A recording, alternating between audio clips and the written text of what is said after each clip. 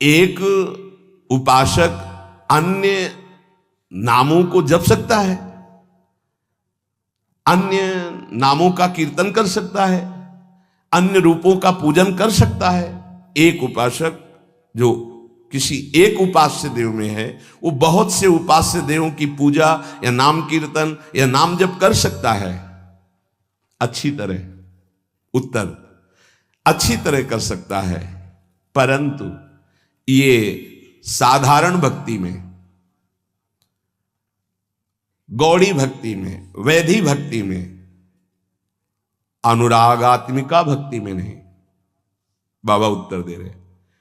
तो जब हम वृंदावन की भूमि से भक्ति की बात करते थे, प्रेम भक्ति, प्रेम लक्षणा भक्ति की बात, इसीलिए रसना कटो जो अन रटो, निरखी अन फुटो नयन, श्रवण फुटो जो अन सुनो, श्री राधा जस बैन। जैसे प्रश्न करते हैं एकांतिक में कुछ भक्त उपासक कि हम तो अमुक अमुक अमुक अमुक बहुत भगवान विराजमान किए हैं, तो सब भगवान के स्वरूप हैं, आप मना क्यों करते हो? नहीं, मना नहीं है। साधारण भक्ति तो सबकी ऐसी होती है, लेकिन जब अनुरागात्मिका भक्ति, प्रेम लक्षणा भक्ति की बात आती, तब अनन्यता आ जाती है।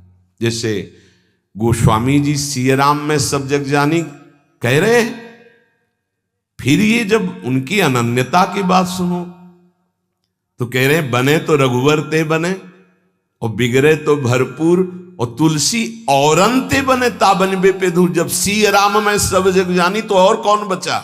यहां ज्ञान नहीं, ये प्रेम अनन्यता है। एक भरोसो, एक बल, एक आस विश्वास, एक राम घनश्याम हित, चातक तुलसीदास।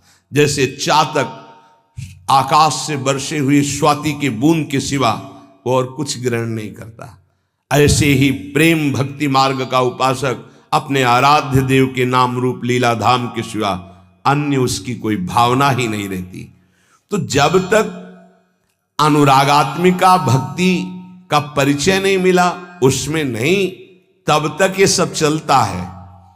थोड़ी देर ये, थोड़ी देर ये, थोड़ी देर इनकी उपासना, इनका कीर्तन, इनकी चालीसा, इनका पाठ, ये प्रारंभिक भक्ति। लेकिन प्रेम लक्षणा भक्ति में जाकर के वो समिट जाता है, अपने इष्ट देव के नाम रूप लीला धाम में अनन्य हो जाता है।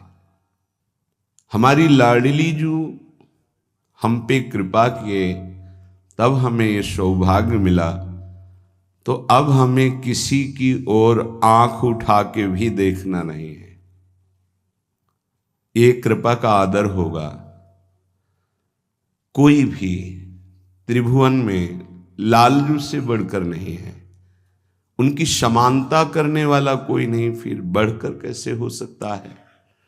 और लालजू जिनके अधीन हैं, ऐसे समस्त सुख की खान बिहारिन जू से हमारा संबंध हो गया। उनके नाम से, उनके रूप से, उनकी लीला से, उनके धाम से अब हमें किसी और की तरफ आंख उठा के भी नहीं देखना। ये इस कृपा का आदर होगा। देखो, आपको सिद्ध होना नहीं है, ये अनुभव की बात कहते हैं। यदि आप शरीर के भोग, अंतःकरण का स्फुरण, इसको संभाल पावें गुरु कृपा से, तो आप अभी सिद्ध हैं।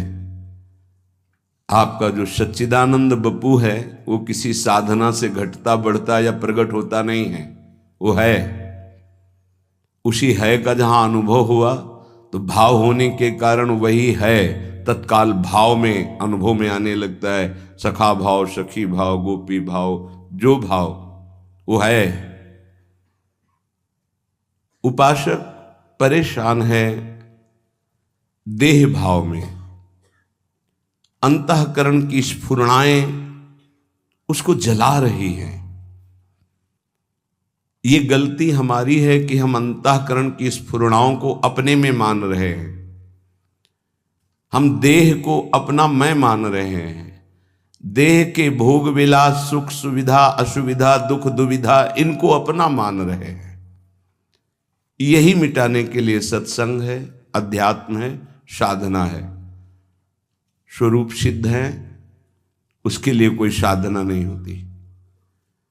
उससे हम भ्रमित होकर देह को अपना स्वरूप मान बैठे, बस यही भ्रम मिटाने की साधना है। अविद्या मिटी तो बंधन भी भ्रम है और मोक्ष भी भ्रम है, क्योंकि जिसका बंधन ही नहीं हुआ उसको मोक्ष कैसे? वो तो निर्विकार अमल सच्चिदानंद घन, उसको कौन बांध सकता है? न वो कभी बंधा था, न बंधा है, न बंधा रहेगा। पर ये भ्रम यद्यपि मृषा छूटति कठिनाई, इसीलिए गुरु कृपा पात्र जन इसकी परवाह नहीं करते कि मुझे कब क्या स्थिति प्राप्त हो। वो केवल सावधान इसमें रहते हैं कि मेरा असाधन न बनने पावे, शास्त्र विरुद्ध गुरुजनों के विरुद्ध आचरण न बनने पावे। बस आगे से आगे स्थिति भूमिका आपके हृदय में जागृत होती रहेगी, उसके लिए आपको कोई प्रयास करने की जरूरत नहीं है। आप कृपा पात्र हैं। साधना पुरुषार्थ एक अलग है और कृपा का स्वरूप अलग है। आप कृपा पात्र जन हैं। बस आपको इतना ध्यान रखना है कि असाधन न होने पावे, शास्त्र विरुद्ध गुरुवाणी के विरुद्ध आचरण न होने पावे। भूमिकाएं अपने आप जागृत होती चली जाएंगी। अब हमें आंख उठा के किसी और की तरफ नहीं देखना, कोई स्थिति हो या ना हो। अनन्य भाव प्रियालाल के चरणों में श्रीपाद प्रबोधानंद जी बहुत सावधानी पूर्वक उपासक को अपने उपास्य देव में आसक्त होना है, इस बात को कह रहे हैं। निमर्यादा स्वदमभितः सेवमाना विभूति पश्यत् ब्रह्माभिदमपि पदम नापि नाम्नाय वर्त्मो बृंदाटव्यामतिरतिरसैकाग्निमग्नं श्रितानां गौरश्यामं तदुभयमहा कोऽपि पंथा दुरूहः। बहुत महिमा की बात करें कि ये मार्ग में चल पाना बड़ा दुरूह है। दुरूह बड़ा कठिन है। क्यों? प्रेम मार्ग में क्या कठिनता है? अनन्य रह पाना, टिक पाना।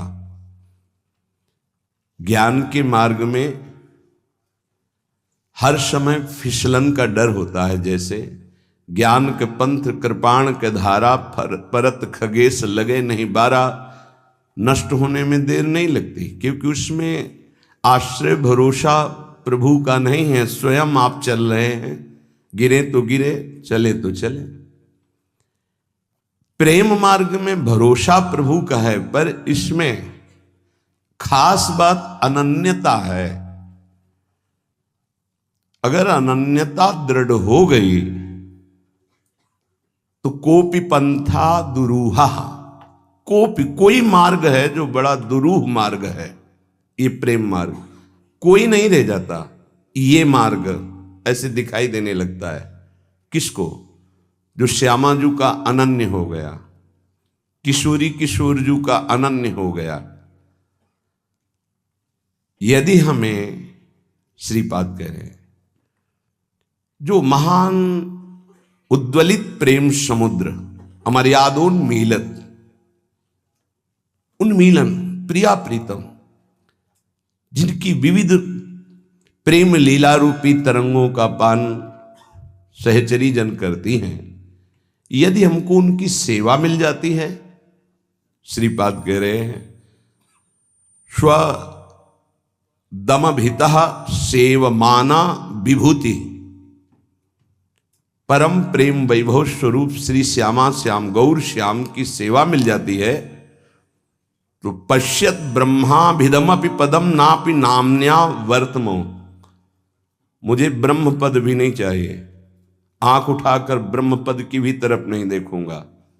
ब्रह्म पद में दो भाव होते हैं, एक ब्रह्मा का परमेष्ठी पद और एक मोक्ष पद ब्रह्म पद। मैं आंख उठाकर ब्रह्म पद की भी तरफ नहीं देखूंगा यदि हमें गौर श्याम श्यामा श्याम की सेवा मिल जाए। श्रीपाद कह रहे हैं श्री वृंदावन धाम में असीम प्रेम वैभव प्रकाशित करने वाली गौर श्यामम तदुभय महा, जो अभय प्रदान करने वाले, महाप्रेम प्रदान करने वाले श्यामा श्याम है, यदि इनकी सेवा मिल जाती है तो मैं स्रोत मार्ग, स्मार्त मार्ग, ब्रह्मपद, ब्रह्मबोध आंख उठा के भी इनकी तरफ नहीं देखूंगा। श्रीपाद कह रहे क्यों? क्योंकि इनके अनन्य होने में रसैकाब्धि मग्नम आश्रिता नाम, जो इनके आश्रित हो जाते हैं उनको परम रस में निमग्न कर देते हैं ये, और ये रस प्रतिक्षण वर्धमानम, प्रतिक्षण बढ़ता ही रहता है। इसलिए हा वृंदावन, हा प्रियाजू, करुणा करो, मुझे अपने श्री चरणों की सेवा प्रदान करो। श्यामानंद रसैक सागर